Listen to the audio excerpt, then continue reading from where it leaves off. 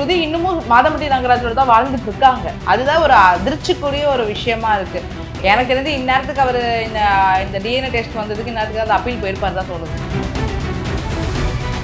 உங்கள் சத்யாவின் full moon sale up to 70% தள்ளுபடி. ஏசி விலை 2ஆம் தேதி முதல் 15% வரை உயர்கின்றது. இப்போது ஏசி வாங்கி பணத்தை சேமியுங்கள். இப்போ இந்த டிஎன்ஏ டெஸ்ட் பொறுத்த வரைக்கும் இந்த கேஸ்ல எவ்வளவு முக்கியமான எவிடன்ஸ்? அந்த குழந்தைய பெத்தெடுக்கிறதுக்குள்ள அவங்களோட உயிரே போயிடுச்சுன்னு கூட நம்ம சொல்லலாம்.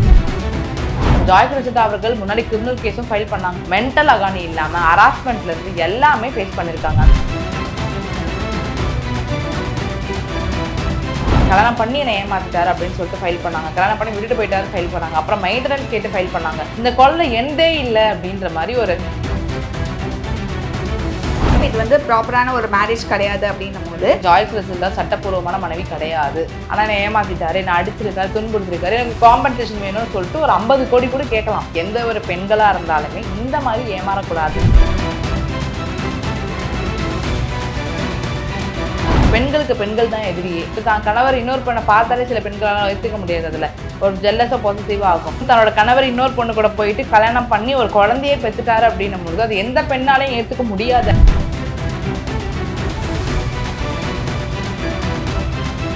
ரெட் நூல் நங்கை வியூவர்ஸ் எல்லாருக்கும் வணக்கம். இன்னைக்கு நம்ம கூட அட்வொகேட் ஹரிணி மேம் இருக்காங்க. மேம் வணக்கம் மேம்.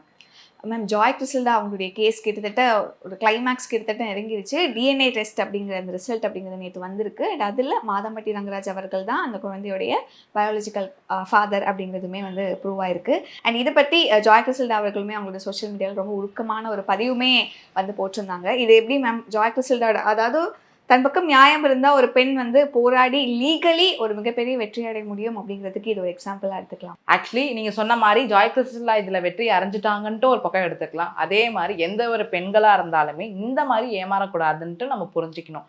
ஏன்னு பார்த்தீங்கன்னா ஜாய் கிறிஸ்டல்டாவை நம்ப வச்சு கல்யாணம் பண்ணி ஒரு குழந்தையும் கொடுத்துட்டு அதுக்கப்புறம் திருப்பியோட முதல் மனைவியை கூடயே போயிட்டு மாதம்பட்டி ரங்கராஜ் அவர்கள் போய் சேர்ந்துட்டார். ஸோ இதில் கடைசியாக பாதிக்கப்பட்டது யாரு? ஜாய் கிறிஸ்டல்டா. ஒரு பெண்களா இருக்காங்க அப்படின்னும் பொழுது மோஸ்டா என்ன விரும்புவாங்கன்னா டெலிவரி டைம் அப்போ கண்டிப்பா அவங்க ஹஸ்பண்ட் கூட இருக்கணும்ன்றது எல்லா பெண்களுக்கும் இருக்கிற ஒரு சராசரியான ஆசை. ஆனா ஜாய் கிறிஸ்டல்டா அந்த ப்ராசஸை தனியா மட்டும் ஃபேஸ் பண்ணது இல்லாம மென்டல் அகானி இல்லாம ஹராஸ்மெண்ட்ல இருந்து எல்லாமே ஃபேஸ் பண்ணிருக்காங்க. அந்த குழந்தைய பெத்தெடுக்கிறதுக்குள்ள அவங்களோட உயிரே போயிடுச்சுன்னு கூட நம்ம சொல்லலாம். ஸோ நான் என்ன சொல்ல வரேன்னா, இந்த இடத்துல ஜாய் கிறிஸ்டல்டா வெற்றி அறிஞ்சிட்டாங்கன்றப்ப சந்தோஷப்படுறீங்களா, அதே மாதிரி நீங்க ஏமாறக்கூடாதுன்றதை பத்தி பெண்கள் புரிஞ்சுக்கணும். ஒரு நபரை வந்து திருமணமான நபர் உங்ககிட்ட அப்ரோச் பண்ணி வராரா, அவர் டிவோர்ஸ் வாங்கியிருக்காரா இல்லையா, இல்ல நான் டிவோர்ஸ் வாங்கிட்டு இருக்கேன், கோர்ட்ல ப்ரொசீடிங்ஸ் போயிட்டு இருக்கா அப்படின்னு சொன்னா தயவு செஞ்சு நம்பவே நம்பாதீங்க. அந்த மாதிரி சொல்றதுனால நீங்க தான் பாதிக்கப்படுவீங்கன்றது கடைசி நீங்க மட்டும் இல்லாம இந்த உலகத்துக்கு வந்த குழந்தையும் பாதிக்கப்படும். இப்போ இந்த டிஎன்ஏ டெஸ்ட் பொறுத்த வரைக்கும் இந்த கேஸ்ல எவ்வளவு முக்கியமான எவிடன்ஸ்? கண்டிப்பா மேம். ஜாய் கிறிஸ்டா அவர்கள் முன்னாடி கிரிமினல் கேஸும் ஃபைல் பண்ணாங்க. என்னை ஏமாத்திட்டாரு, கல்யாணமானது அதாவது என்னை கல்யாணம் பண்ணி என்னை ஏமாத்திட்டாரு அப்படின்னு சொல்லிட்டு ஃபைல் பண்ணாங்க. கல்யாணம் பண்ணி விட்டுட்டு போயிட்டாரு ஃபைல் பண்ணாங்க. அப்புறம் மெயின்டெனன்ஸ் கேட்டு ஃபைல் பண்ணாங்க. எவ்வளவு விஷயங்கள் ஃபைல் பண்ணும்போது கிரிமினல் கேஸ் ஒரு பக்கம் இருக்கணும் போது மெயின்டெனன்ஸ் கேஸ் ஃபைல் பண்ணும்போது மாதம்பட்டி ரங்கராஜ் அவர் தரப்புல இருந்து என்ன சொல்லியிருக்காருன்னா, நான் ஏன் மெயின்டெனன்ஸ் கொடுக்கணும், இந்த குழந்தை எந்தே இல்லை அப்படின்ற மாதிரி ஒரு குழந்தை அவர்தே இல்லைன்னா எப்படி வந்து கல்யாணம் பண்ண ஃபோட்டோஸ்லாம் ஜாய் கிறிஸ்டல்டாவில் டெலிகாஸ்ட் பண்ண முடியும்? அது ஏஐன்றுவாங்களா? கிடையாது. இல்லை, அது பார்க்கும்போது தெரிஞ்சு ஒரிஜினலாக குழந்தை நடந்திருக்கு அப்படின்ட்டு. அந்த குழந்தை தன்னோடதே இல்லை அப்படின்னு சொல்லிட்டு மாதம்பட்டி ரங்கராஜ் அவரோட தரப்புல இருந்து வச்சிருப்பாரு. அதுக்கு ஜட்ஜஸ் என்ன சொல்லியிருப்பாங்க, டிஎன்ஏ டெஸ்ட் எடுங்க அப்படின்ற மாதிரி. அதாவது ஜாய் கிறிஸ்டல்டா சைட்ல இருக்கிற அட்வொகேட்ஸ் மேபி அந்த கோர்ட்டுக்கு வந்து தெரிவிச்சிருக்கலாம், டிஎன்ஏ டெஸ்ட் எங்களுக்கு வேணும் அப்படின்னு தெரிவிச்சிருக்கலாம். இல்லை ஜட்ஜே வந்து டிஎன்ஏ டெஸ்ட் எடுங்கன்னு சொல்லியிருந்திருக்கலாம். அந்த டெஸ்ட் எடுக்கும் போது ஒரு கவர்மெண்ட் ஹாஸ்பிட்டல் அந்த டெஸ்ட் எடுத்து பார்க்கும்போது தெளிவாக தெரிய வருது அந்த குழந்தை மாதம்பட்டி ரங்கராஜ் அவர்களுக்கே பிறந்தது அப்படின்ட்டு.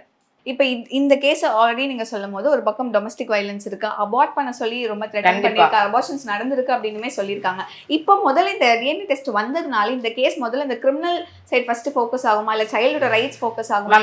ஒரே ஒரு நிமிஷம் தான் மேம். கிரிமினல் சைட் ஃபோக்கஸ் ஆகணும் அதிகபட்சம் அப்படின்னா மாதம்பட்டி ரங்கராஜோட முதல் மனைவி ஸ்ருதி அவங்க வெளியில வரணும்.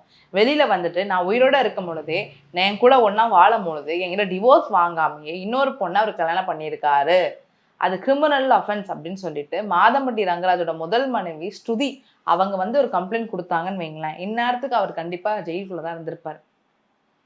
புரியுதா உங்களுக்கு? இப்போ கூட நினைச்சா ஜாய் கிறிஸ்டல்டாவில் கேஸ் ஃபைல் பண்ண முடியும். கண்டிப்பா அவங்க என்ன ஃபைல் பண்ணலாம், டிவிசி கேஸ் ஃபைல் பண்ணலாம். எனக்கு திருமணம் ஆகியிருந்து டிவோர்ஸ் சொல்லி தான் எனக்கு எல்லாம் பண்ணாரு, ஆனா என்னை ஏமாத்திட்டாரு, என்னை அடிச்சிருக்காரு, துன்புறுத்திருக்காரு, எனக்கு காம்பன்சேஷன் வேணும்னு சொல்லிட்டு ஒரு 50 கோடி கூட கேட்கலாம். கேட்க முடியும். ஆனா அந்த கிரிமினல் ஆக்ஷன் எந்த இடத்துல ரொம்ப ஸ்ட்ராங்கா இருக்கும்னா, ஸ்ருதி அவர்கள் வந்து கம்ப்ளைண்ட் குடுத்தாங்கன்னு வைங்களேன், பயங்கர ஸ்ட்ராங்கா இருக்கும். ஆனா ஸ்ருதி அவர்கள் ஏன் இவ்வளவு நாள் மௌனமா இருக்காங்க அப்படிங்கிற ஒரு மேம் கேள்வி அவங்க நிறைய பேர். ஸ்ருதி இன்னமும் மாதம்பட்டி ரங்கராஜோட தான் வாழ்ந்துட்டு இருக்காங்க. அதுதான் ஒரு அதிர்ச்சிக்குரிய ஒரு விஷயமா இருக்கு. இவ்வளவு விஷயங்கள் நடந்து தெரிஞ்சு டிஎன்ஏ டெஸ்ட்ல உண்மை இப்போ ஒரு ஒரு பெண்ணா இருக்கும் அப்படின்னும் பொழுது தான் கணவர் இன்னொரு பெண்ணை பார்த்தாலே சில பெண்களால ஏத்துக்க முடியாது. அதுல ஒரு ஜெல்லஸா பொசசிவா ஆகும். அப்படி இருக்கும்போது தன்னோட கணவர் இன்னொரு பொண்ணு கூட போயிட்டு கல்யாணம் பண்ணி ஒரு குழந்தையே பெத்துட்டாரு அப்படின்னும் பொழுது அது எந்த பெண்ணாலையும் ஏத்துக்க முடியாது. ஆக்சுவலி அது அது மீறியுமே அவங்க இருக்காங்கன்னா அது அவங்களுக்கு தான் தெரியும் அதுல என்ன அவங்க என்ன கோ த்ரூ பண்ணிட்டு இருக்காங்க அப்படின்ற விஷயம். இப்போ ஆல்ரெடி சொன்ன மாதிரி இந்த டிஎன்ஏ டெஸ்ட் பண்றதுக்கு முன்னாடியே ரங்கராஜ் அவர்கள் வந்து ஒரு ஸ்டேட்மெண்ட் விட்டிருந்தாரு. இந்த மாதிரி அது என்னுடைய குழந்தை அப்படின்னு ப்ரூவ் ஆச்சு டிஎன்ஏ டெஸ்ட்லனா நான் பாத்துக்கிறேன் அப்படி அப்படின்னு. இப்ப கோர்ட்ல இருந்து என்ன சொல்லிட்டாங்கன்னா இந்த குழந்தை உண்டுன்னு ப்ரூவ் ஆயிடுச்சு. அந்த குழந்தைக்கு மெயின்டெனன்ஸ்ல இருந்து அதாவது மாதம்பட்டி ரங்கராஜன்றவர் எப்படி ஒரு லைஃப் ஸ்டைல வாழ்ந்துட்டு இருக்காரு, பிரம்மாண்டமான ஒரு லைஃப் ஸ்டைல வாழ்ந்துட்டு இருக்காரு. அப்ப அதே லைஃப் ஸ்டைல அந்த குழந்தை கொடுக்கணும்.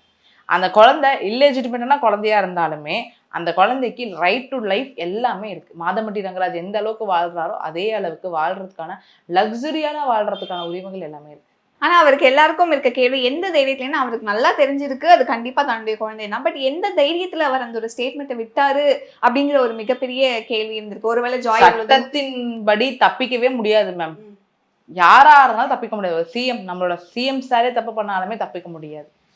நீங்க பண்ண தப்பிக்க முடியாது, நான் பண்ண தப்பிக்க முடியாது. சட்டம் என்னைக்குமே வந்து தன்னோட கடமையை செய்யும்ன்ற மாதிரி தான் அது. ஸோ அவர் என்ன தைரியத்துல கொடுத்தாருன்னு பத்தி நமக்கு தெரியல. ஓவர் கான்ஃபிடென்ட்டா கூட இருக்கலாம். இப்ப இந்த அலிமோனி அப்படிங்கிறது ஏற்கனவே ஜாய் கிருஷ்ணன் அவர்கள் மாதம் வந்து 6 லட்சம் வந்து கொடுக்கணும் தன்னுடைய குழந்தையோட மெயின்டெனன்ஸ்க்காக வந்து சொல்லியிருந்திருக்காங்க. இப்போ இந்த அலிமோனி அப்படிங்கிறது எந்த பேசிஸ்ல வந்து கண்டிப்பா ஃபர்ஸ்ட் பாத்தீங்கன்னா மாதம்பட்டி ரங்கராஜோட இன்கம் ஸ்டேட்மெண்ட் ஆஃப் அக்கௌண்ட்ஸ்ல கோர்ட்ல சப்மிட் பண்ண சொல்லுவாங்க. அதை பார்க்கும்பொழுதே மாதம்பட்டி ரங்கராஜ் எந்த அளவுக்கு வெல்த்தான ஒரு நபருன்றது தெரிய வந்துடும். புரியுதா உங்களுக்கு?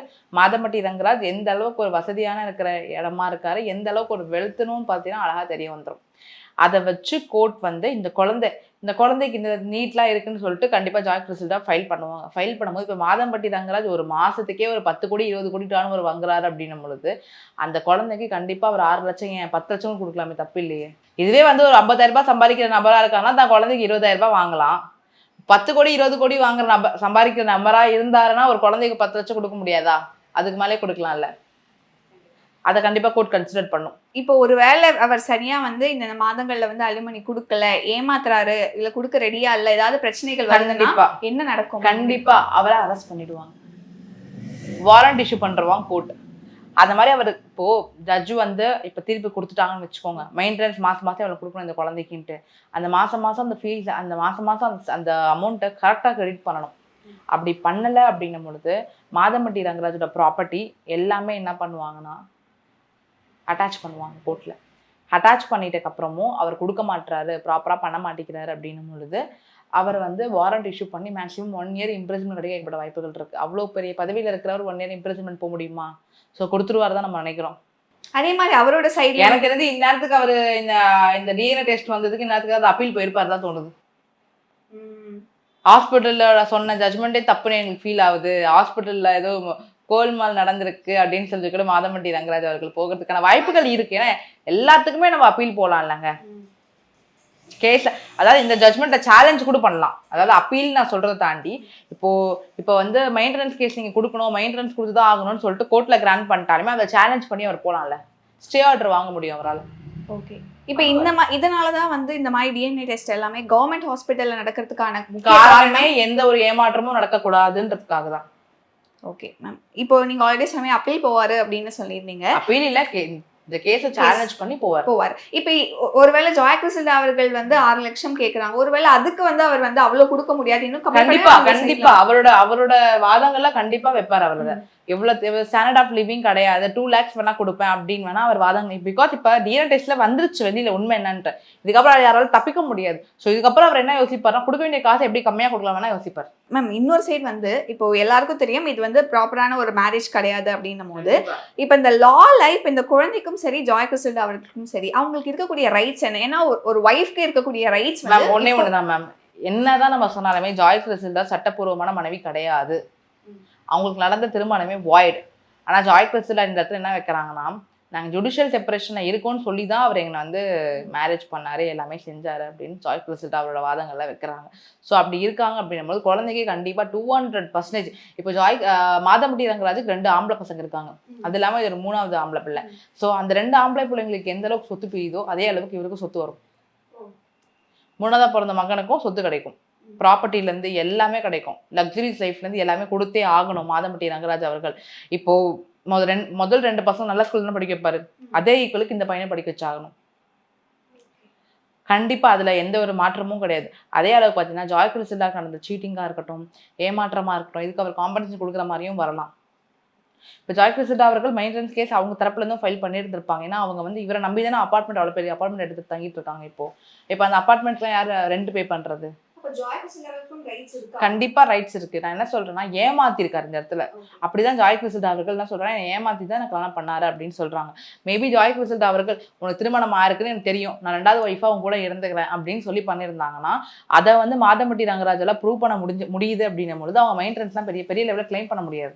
லீகல் ப்ராப்பர்ட்டி ஷேர்ஸ் பற்றி சொன்னீங்க. இப்போ வந்து இவங்களால், இந்த குழந்தைனால வந்து மாதம்பட்டி ரங்கராஜ் அவர்கள் தன்னுடைய அப்பா, தன்னுடைய ஸ்கூல் டாக்குமெண்ட்ஸ்ல இருந்து எல்லாத்துலயுமே அவருடைய பேரை வந்து கண்டிப்பா போட்டுக்கலாம், எல்லாமே போட்டுக்கலாம். இந்த காம்ப்ரமைஸ் அப்படிங்கிற விஷயம், ஏன்னா ஜென்ரலாகவே ஒரு சில கேசஸ் நம்ம கேள்விப்பட முடியும், கோர்ட்டுக்கு வெளியே வச்சு சில காம்ப்ரமைசஸ் நடக்கிறதுக்கான வாய்ப்புகள் இருக்கு.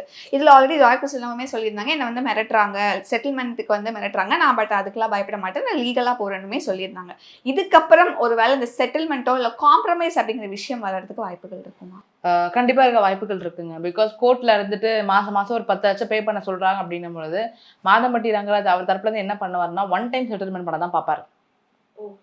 உனக்கு நான் 2 கோடி கொடுத்துட்றேன், விட்டுரு, முடிச்சிருக்கலாம் அப்படின்னு தான் இந்நேரத்துக்கு அவரை பேசியிருப்பாருன்னு எனக்கு தோணுது. அதாவது பேசியிருப்பாருன்ற சென்ஸ் வந்து யோசிச்சிருப்பாரு. ஏன்னா நிறைய பேர் மெயின்டெனன்ஸ் கேஸ்ல மாசம் கொடுக்க விரும்புறது இல்லை. மாசம் அது பெரிய ப்ரொசீஜருங்க, அது கொடுக்குறது மாசம் கொடுக்குறதுன்றது. ஸோ அதெல்லாம் ப்ளஸ் ஒரு மாதம் மறக்கவும் செய்யலாம், ஒரு மாதம் பிஸ்னஸ் டைட்டாக நம்ம கொடுக்க முடியாமல் போகலாம். அப்படி போகலாம், நம்ம வாரண்ட் இஷ்யூ பண்ணிடுவாங்க ஆட்டோமேட்டிக்லி. ஸோ என்ன பண்ணலாம், மாதம்பட்டி ரங்கராஜ் 1 டைம் செட்டில்மெண்ட் பேச வாய்ப்புகள் இருக்கு. Okay ma'am. அண்ட் இந்த கேஸ்லேருந்து ஒரு மிகப்பெரிய டேக்அவே அப்படின்னு ஒரு சைட் வந்து இவங்களோட பெர்ஸ்பெக்டிவ் பற்றி பேசணும், இந்த சைட் மென்னோட பெர்ஸ்பெக்டிவ். ஏன்னா சில பேர் இப்போ ஜென்ரலி இந்த மாதிரி என்ன பொண்ணு தானே என்ன பண்ணிடுவா, போவோம் ரிலேஷன்ஷிப்பில் இருப்போம், ப்ரெக்னென்ட் ஆகுறாங்க, அப்படியே விட்டுட்டு வந்துடும் அப்படின்னு ரொம்ப அசால்ட்டாக இருக்காங்க. எனக்கு என்னன்னா மாதம்பட்டி ரங்கராஜ் அவர்கள்ன்றவர் சோஷியல் மீடியாவில் ஒரு பெரிய இடத்துல இருக்காரு, ஒரு பெரிய பிஸ்னஸ் பண்ணிட்டு இருக்காரு அப்படின்னும் போது அவர் இந்த விஷயம் பண்ணியிருக்காருன்றது ஏற்றுக்க முடியாத ஒரு விஷயமா இருக்கு. எந்த தைரியத்தில் பண்ணாருன்னு நமக்கு தெரியல. ஏன்னா அவருக்கு தெரியும் ஈஸியான சோஷியல் மீடியா, எதனா ஒரு தப்பு பண்ணால் சோஷியல் மீடியாவில் கிழிச்சிருவாங்கன்னு தெரியும், போட்டுருவாங்கன்னு தெரியும். அது தெரிஞ்சுமே ஒருத்தர் இப்படி கட்ஸாக பண்ணுறாரு அப்படின்னும் பொழுது அவர் யாருக்குமே பயப்பில்லைன்னு தான் நான் சொல்வேன். இன்னொரு பக்கம் ஜாய் கிறிஸ்டல்டா பற்றி இந்த கேஸ் ஸ்டார்ட் ஆனதுலேருந்து அவங்க சைடுக்கு ஒரு சில பேர் சப்போர்ட் தெரிவிச்சிருந்தாலுமே பயங்கரமான ஒரு கேரக்டர் அசாசினேஷன் அப்படிங்கிற. கண்டிப்பா இந்த பெண்கள் வந்து எப்படி சொல்றதுன்னா, பெண்களுக்கு பெண்கள் தான் எதிரியே. நீங்க பாருங்க, அந்த கமெண்ட்ல பாதி பேசுறதே பெண்களாக தான் இருப்பாங்க. அவ சரியில்லாம இருந்திருப்பா, அவ எதுக்கு திருமணமான ஒருத்தரோட போகணும், எதுக்கு இருக்கணும் அப்படின்றது. இந்த இடத்துல பெண்கள் புரிஞ்சுக்க வேண்டியது என்னன்னா, ஒருத்தர் திருப்பியுமே சொல்றேன், ஒரு திருமணமான நபர் உங்ககிட்ட வராங்க அப்படின்னும் பொழுது பாசம் காட்டுறாங்கன்னா கண்மூடித்தனமா நம்பாதீங்க. என்னைக்கா இருந்தாலும் அவங்க முதல் மனைவி கிட்ட ஓடி போயிடுவாங்க, கடைசியா நீங்க தான் நடு ரோட்ல நிக்கணும். இன்னொரு சைடு நீங்கள் சொன்னீங்க ஸ்ருதி அவர்கள் வந்து கேஸ் போட்டாங்க அப்படின்னா இது ப்ராபப்ளி திசைமாற வாய்ப்பு இருக்குது அப்படின்னு சொல்லிட்டு, இந்த சைடு மாதம்பட்டி ரங்கராஜ் அவர்கள் இப்போ என்ன மனநிலையில் இருப்பார்? ஒருவேளை நம்ம தப்பு பண்ணிட்டோமோ, பண்ணியிருந்திருக்க வேணாமோ அப்படின்னு யோசிச்சிருந்திருப்பாரா, இல்லை இதுவுமே அவர் வந்து இதையும் கடந்து போயிடலாம், இப்போ என்ன கடந்து போயிடலாம் தான் யோசிப்பார். அவர் பயப்படுற மாதிரிலாம் இல்லை மேம், அவர் சோஷியல் மீடியாவுக்கு பயப்படுற மாதிரிலாம் எனக்கு தெரியல. ப்ராபப்ளி அப்படி பயப்படுற மாதிரி இருந்தால் ஸ்டார்டிங் ஜாய் கிறிஸ்டல் அவங்க வரும்பொழுதே பேசி முடிச்சிருந்துருப்பாரு காதோட காதா. இப்போ ஜாய் கிறிஸ்டல் அவர்கள் அவங்களோட எக்ஸ்பெக்டேஷன்ஸ் என்ன இருக்கு? ஏன்னா முதல்ல இந்த கேஸ் வந்து ஏமாத்திட்டாரு, தான் கூட சேர்ந்து வாழணும். அதுக்கப்புறம் எனக்கு தெரிஞ்சு ஜாய் கிறிஸ்டல்டாக்கு மாதம்பட்டி ரங்கராஜோட வாழணும்ட்டு ஒரு துளி கூட எண்ணம் இருக்காது. இதுக்கப்புறம் இருக்க வாய்ப்பே இருக்காது. ஜாய் கிறிஸ்டல் அவர்கள் எந்த அளவுக்கு முடிஞ்ச அளவுக்கு தான் குழந்தையும் அவங்களும் எப்படி வந்து மெயின்டெனன்ஸ் கிளைம் பண்ணி அவங்கள சேஃப்டி பண்ணிக்க தான் பார்ப்பாங்க. ஏன்னா இதுக்கப்புறம் வந்துட்டு அவரோட வாழணுன்ற எண்ணம் இருக்காது. அதே மாதிரி அவர் ஏமாத்திட்டு போனதுனால யார் பாதிக்கப்படுறா? இந்த இடத்துல ஜாய் கிறிஸ்டலும் குழந்தை தான் பாதிக்கப்படுறாங்க. அதுக்கு பாதிக்கப்பட்ட தொகை யாருக்கு கொடுக்கணும்? அவர் தான் கொடுக்கணும். ஸோ தொகை கண்டிப்பாக வாங்க நினைப்பாங்க மெயின்டெனன்ஸ் மூலிமா. இந்த கேஸை பொறுத்த வரைக்குமே ஜாய் கிறிஸ்டல் அந்த மாதிரி அவங்க கேட்டவங்க மெயின்டெனன்ஸும் வாங்கி இல்லை சேர்ந்து பண்ணிக்க முடியும் இந்த மாதிரி. Thank you ma'am, thank you so much. உங்கள் சத்யாவின் full moon sale up to 70% தள்ளுபடி. ஏசி விலை 2ஆம் தேதி முதல் 15% வரை உயர்கின்றது. இப்போது ஏசி வாங்கி பணத்தை சேமியுங்கள்.